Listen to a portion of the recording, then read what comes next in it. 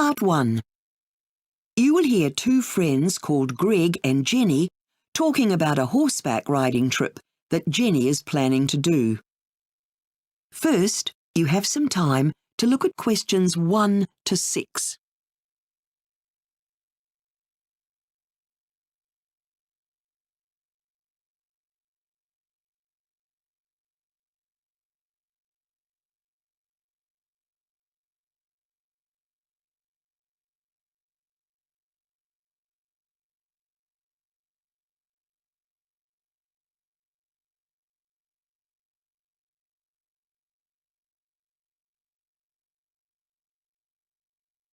Now listen carefully and answer questions 1 to 6.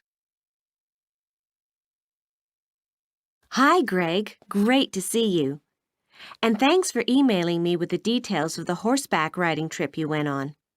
I looked at the website and it looks great. Yeah, I went on the 2-day mini break. Is that what you're thinking about? Yes, that's the one. Do you think they'd have places now in July, or will it be full? If you can, hang on till September. That's when I went, and it was a really great time to go. It's not so hot for a start. That'd suit me better anyway.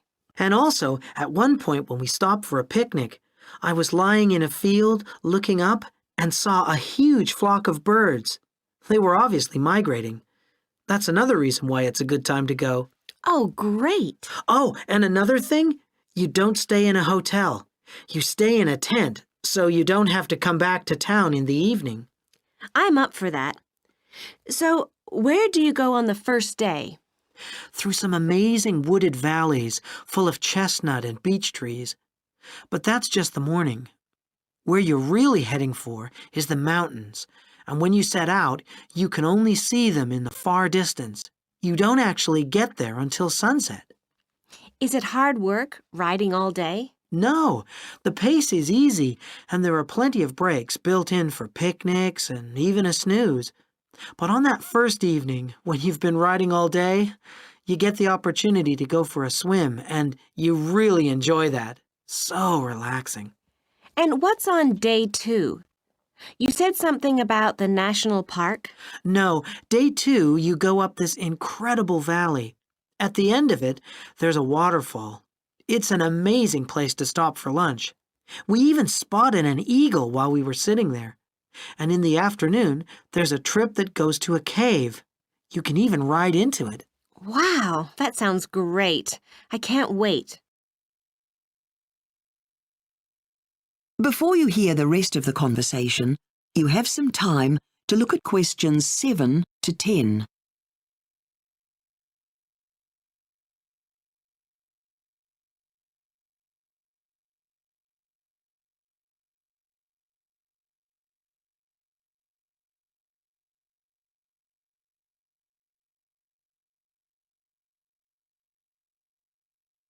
Now listen and answer questions 7 to 10. Okay, so what are your tips for a horseback riding weekend? Well, I'd had a sore knee before I went, and I was pretty worried about that. It was okay, actually, but what you've got to watch for is that you don't have any trouble with your back. Riding can really aggravate that. No problem there. And comfortable clothes, I guess. Yeah, but another thing I hadn't realized is that you actually walk the horses down some pretty steep and uneven paths. So make sure you have walking boots, not just normal riding boots. And even if you're going in the autumn, make sure you don't get sunburned. Even if it looks cloudy, take sunscreen, lots of it. I think you've convinced me to sign up. When I was looking at the website, I saw that if I register online, I can get a discount. Did you do that, or go through a travel agency? I registered online, of course. I just have to let my boss know when I want to take time off. And then the other important thing I read was that you have to make sure that your insurance company know that you're going on an adventure trip to make sure that you're covered in case anything happens. I'm sure it won't, but better be safe than sorry. That is the end of part 1. You now have 1 minute to check your answers to Part 1.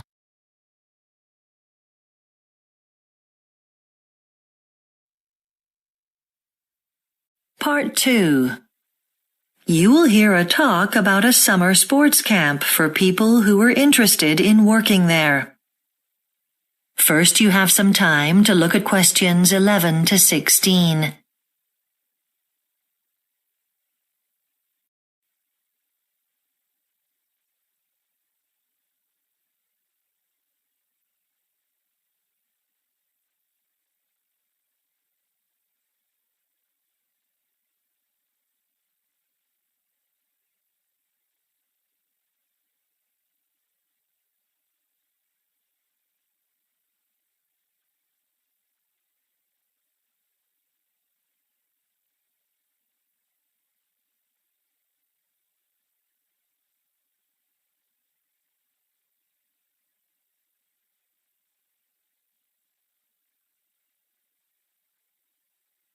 Now listen carefully and answer questions 11 to 16.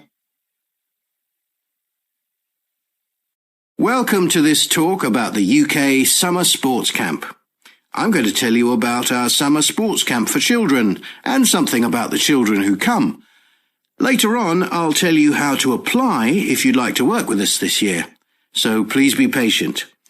Feel free to interrupt if there's anything you don't understand about the way the camp is administered, though if you could save any questions about the work itself until the end, that would be good. The UK Summer Sports Camp offers courses for kids aged 6 to 16, which focus on a wide range of sports and activities. Our aim is to provide a fun, safe experience for kids.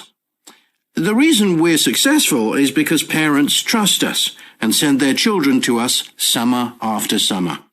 We aren't the cheapest camp around, which might put some people off, but we make sure our team are caring and enthusiastic, and that's why parents want their children to keep coming back, rather than because of the facilities on offer, great as they are, of course. We think our summer camp is special in a number of ways. We have students from all over the country, not just the local area. We run all the activities you'd expect in a summer camp, arts and music as well as sports. But we also have special coaching for those who might be able to make a career in their chosen sport. What will your role be if you come and work with us then? We need lots of people who are willing to teach the activities, but we also have non-coaching roles.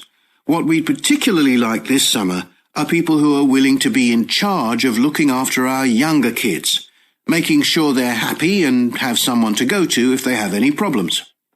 We usually need a few cooks too, though we don't need anyone extra for our office at the moment. This year, I'm very pleased to introduce a new role at the camp, camera person. We need someone with great video and photography skills to record the fun everyone has. We'll supply first-class equipment, but we need you to supply your creative abilities. If you're interested in this role, come and talk to me at the end. Now, you probably want to know about working conditions, hours and pay. This depends on your role. You can choose to work daytimes, evenings or weekends. Daytime coaching roles pay the highest wages because of the sports skills required and the longer hours. If you choose to work in the kitchen, your hours of work will be either at breakfast and lunch or at dinner. Cleaners work in the mornings before the camp activities start at 10 a.m, so not too early.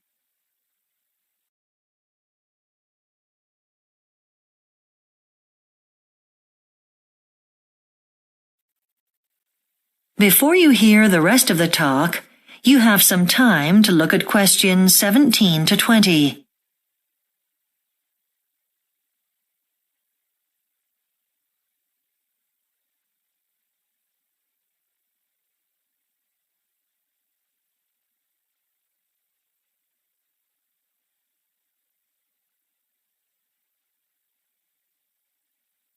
Now listen and answer questions 17 to 20. If you do work with us, there are lots of benefits in addition to the money. Whether you're teaching a sport or not, you'll be given access to all our facilities, which means you can have a swim or play a football match without having to pay anything. We have an internet cafe where there's a small charge for access, and we also provide discounted meals in our canteen. We'll give everyone UK summer camp t-shirts, which we'll expect you to wear when working, and if you wish, we also have some cool sports bags which are available for a small fee. So, what do we expect from you? You'll be glad to hear that we don't need to see any formal certificates. If you've worked with kids before, that would be an advantage, but it isn't essential. Of course, you need to be sociable and enjoy meeting people. There'll always be a supervisor available who you should talk to before making any important decisions. We can't accept applications from people under the age of 18, I'm afraid. But if you haven't got there yet, don't worry. There's always next time.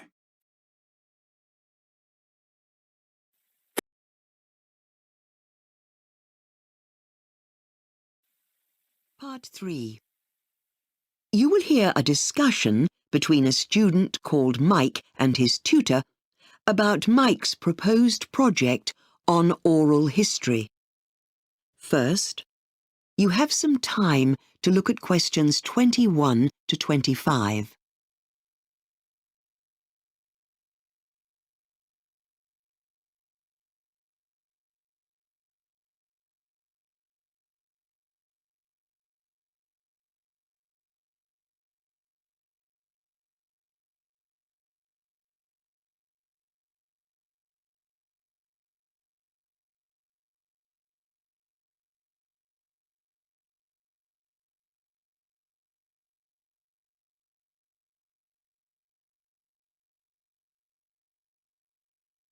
Now, listen carefully and answer questions 21 to 25. Thanks, Mike, for dropping by. I've read the proposal for your project, which is an oral history of the local football team, particularly the time around 1983 when they won the league championship. But first, how do you define oral history? Well, in fact, I used the definition you gave us last year in our research methodology class. I found the handout in my file. The definition says that oral histories are planned interviews or conversations about some aspect of the past which is considered historically or socially important. The interviews are with people who took part in whatever it's about, so there'll be a record which historians can use later for all those academic articles they write. And although history textbooks are mostly about famous people and important events, oral history can be about ordinary people doing ordinary things. Oral history really seems to have started in the States. You're right. In fact, the first modern oral history interviews were done by a historian in New York. By that time, audio technology had improved so much that it was fairly easy to record those interviews. I was also interested in how the internet has contributed to oral history studies. Yes, it means that lots of people can access the material, and that's great. Also, the interactive nature of the better websites means that more students get interested in oral history. But from what I've read, the real contribution of the internet is that the recording of the interviews will be preserved forever. In the old days, the tapes would just wear out, and after some years you couldn't really use them, but not now. You're right, of course. Anyhow, let's move on to the subject of your project. Why did you decide to study a sports team? Well, actually, I don't even like football very much. And some of my friends think I'm crazy to go for that subject, but my dad is a huge fan and he might be able to help me. And how did you find out background about the team? You talked to the team manager, I assume? Yes, I did manage to track him down. And I looked at all the old news stories about the team in the town newspaper office. That was where I got the most helpful information. I had high hopes that the local library would have lots of stuff, but they don't keep many records for more than 10 years. I know that you managed to locate 10 of the original 18 members of the team using an old-fashioned method, didn't you? Not a website or anything, just the telephone directory. Yes, I didn't even need to use the local team's records.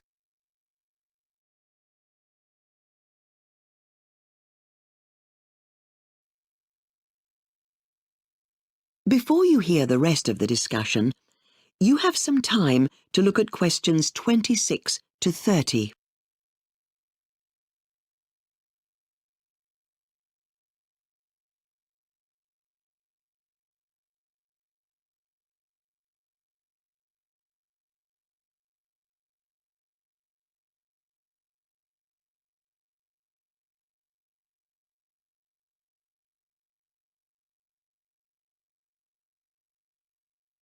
Now listen and answer questions 26 to 30. OK, now I've read your proposal carefully. Overall, your plans seem excellent, but I want to discuss how you might improve them. Great. I've read through the list of questions you've drafted. I felt most of them are rather complex to be processed as oral questions. You don't have too many, which is good, but you should try to do something about that problem. Right. I'll work on them. And the time you've allotted for each interview. Actually, I think you may have scheduled too much time for each. You want them to be tight, not going on and on. That makes for better results. I can change the schedule. One thing I'm nervous about is the recording equipment I use. I've got an old recorder. It runs without making too much noise and it isn't complicated, but it sometimes just doesn't seem to work. It stopped during an interview I tried out with my dad. Well, the important thing is just be ready if anything happens. Or take some spare batteries, or even an extra recorder. Now, I'm a little concerned with the subjects you've chosen to cover. The topics seem quite general, not very specific. For example, why did they like playing for this team? You need to talk about more exact things and feelings. That way your results will be more valuable. I'll try to refine them. And, you know, the plan for my report seems to be just to report back more or less what the players say, what happened, when, what they each did and so on. But I'm not sure about that. Yes. Although your outline seems long enough, change it to indicate that you plan to include your own evaluation of the data you get from your interviewees. Anyhow, best of luck on your project. I look forward to seeing the results. Thanks for your help and... That is the end of part 3. You now have 30 seconds to check your answers to part 3.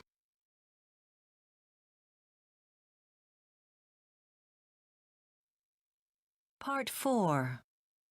You will hear a medical science student summing up a presentation about ideas for improving services at a local hospital. First, you have some time to look at questions 31 to 40.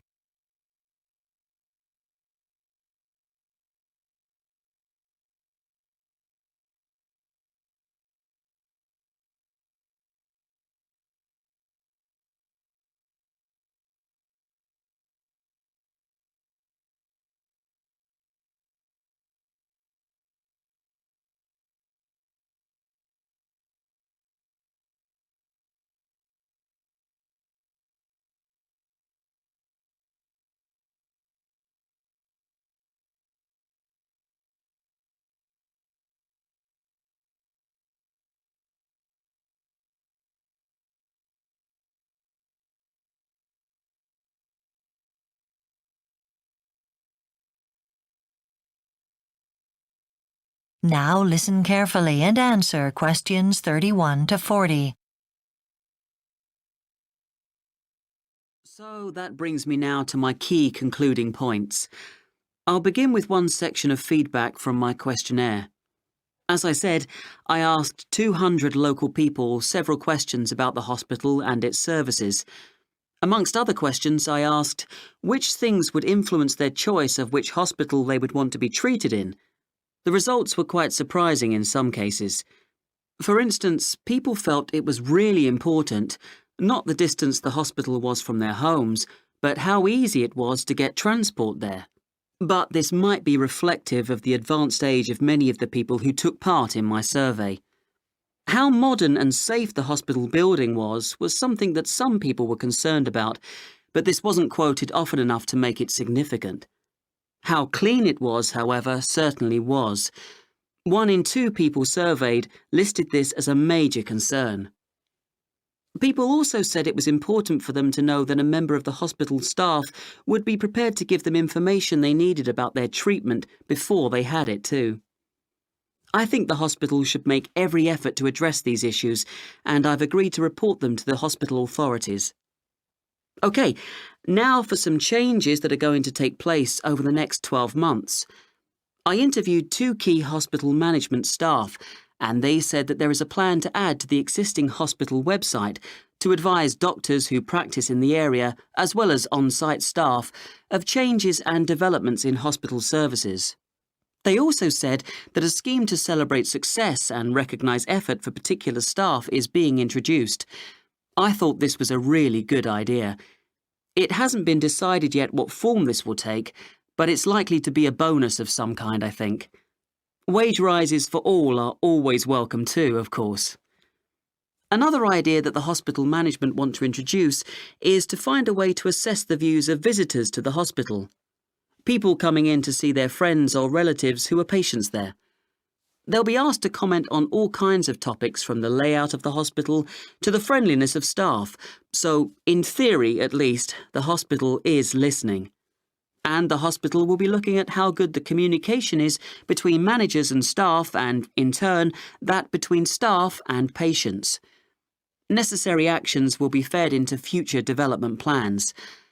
I thought this was really good practice too. If you can't take proper professional care of your staff, how can they take proper professional care of the patients?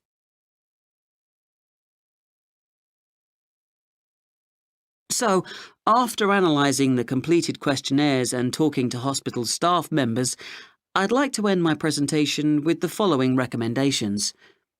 At the moment, people have to travel to another hospital that's 60 miles away for treatment of illnesses associated with interrupted sleep, so a unit to support that would be really useful, I think.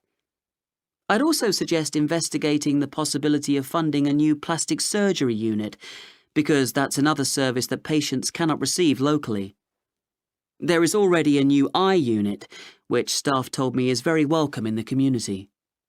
And lastly, the hospital is adequately equipped with operating theatres in ratio to the number of patients treated there, so equipment and space isn't a problem. But many of them are empty for long periods of time.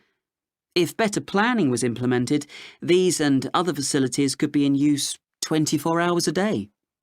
Right, if anyone wants to ask me a question, I'll try to...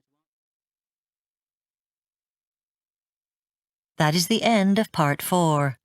You now have 1 minute to check your answers to Part 4.